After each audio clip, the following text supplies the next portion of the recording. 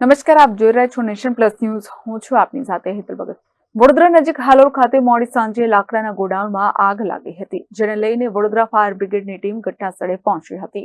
હાલોલ પાસે બાસ્કા નજીક ધર્મા કંપની પાસે આવેલા ખુલ્લા ગોડાઉનમાં લાકડાનો મોટો જથ્થો તેમજ સ્ક્રેપ હોવાની માહિતી મળી છે, જેમાં લાગેલી આગ લાગવાનું ચોક્કસ કારણ જાણી શકાયું નથી.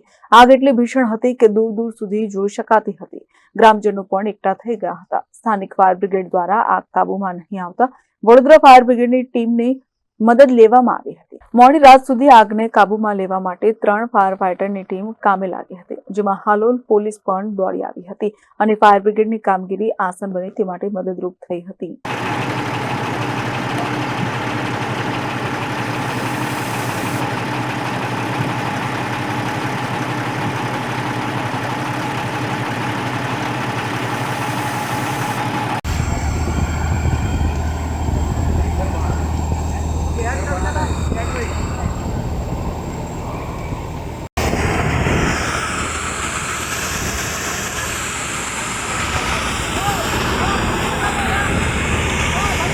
Bureau report, nation plus news, Vadodara. સમાચારોના સતત અપડેટ મેળવવા માટે અમારી નેશન પ્લસ ન્યૂઝની યુટ્યુબ ચેનલને સબસ્ક્રાઇબ કરો, બેલ આઇકન દબાવો અને જોડાયેલા રહો ફેસબુક, ઇન્સ્ટાગ્રામ અને ટ્વિટર પર.